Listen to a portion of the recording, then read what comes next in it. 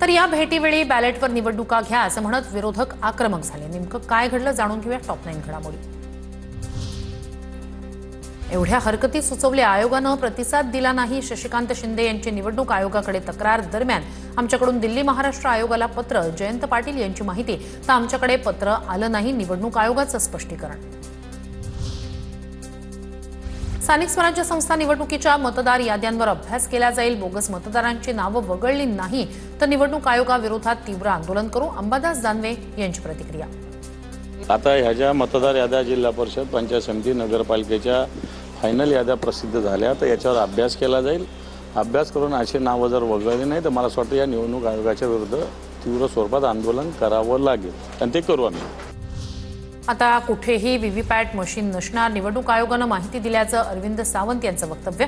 दुबार नावं असलेल्या मतदारांची नावं डिलीट करण्याचा अधिकार नाही, निवडणूक आयोगानं उत्तर दिल्याची अरविंद सावंत यांची धक्कादायक माहिती। एक आमदार म्हणतो, आम्ही बाहेरून मतदान आणलं, त्याची चौकशी होणार की नाही। जितेंद्र आव्हाड यांच्याकडून विलास भुमरेंच्या वक्तव्याचा संदर्भ देत अधिकाऱ्यांना सवाल। सत्ताधारी पार्टी का चुना हुआ आमदार कहता है कि हमने 20,000 वोट बाहर से लाके आए, उनके वोटिंग करवाए थे। इससे बड़ा पुरावा क्या हो सकता है? जोगेश्वरी पूर्व विधानसभेतील यादीत नावांचा घोळ। जोगेश्वरीतील मतदार यादीत मराठी सोडून दक्षिण भारतातील भाषेत नावांचा उल्लेख। मनसे नेते संदीप देशपांडे यांनी घेतला यादीवर आक्षेप। की बऱ्याचशा मतदार याद्यांमध्ये अनेक प्रकारचे घोळ आहेत, अनेक लोकांची नावं का डिलीट केली आहेत हे माहीत नाहीये। अशा सगळ्या गोष्टी आहेत। ती जोगेश्वरीची यादी आहे, तिथे आपण बघू शकतो कुठल्या तरी अगम्य भाषेत नावं लिहिलेली आहेत मतदारांची। मला वाटतं या सगळ्या गोष्टी निवडणूक आयोगाच्या निदर्शनास आणून देऊन निवडणुका पारदर्शीपणे झाल्या पाहिजेत। ईव्हीएम भाजपनं नाही तर काँग्रेसनं आणलं, हे पाप काँग्रेसचं। ईव्हीएमच्या मुद्द्यावरून बच्चू कडू यांची काँग्रेसवर टीका।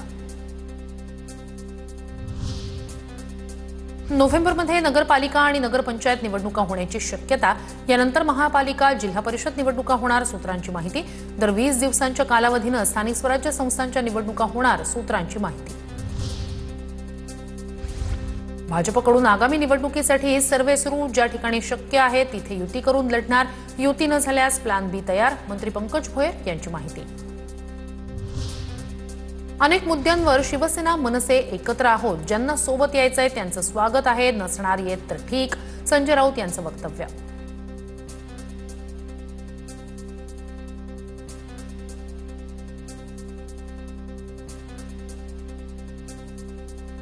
शिवसेना और देखिए बात ऐसी कि शिवसेना और मनसे तो एक साथ आए हैं, शिवसेना और मनसे एक साथ आए हैं बहुत से मुद्दे पर। जिसको हमारे साथ आना है उनका स्वागत है, नहीं आता है तो ठीक है।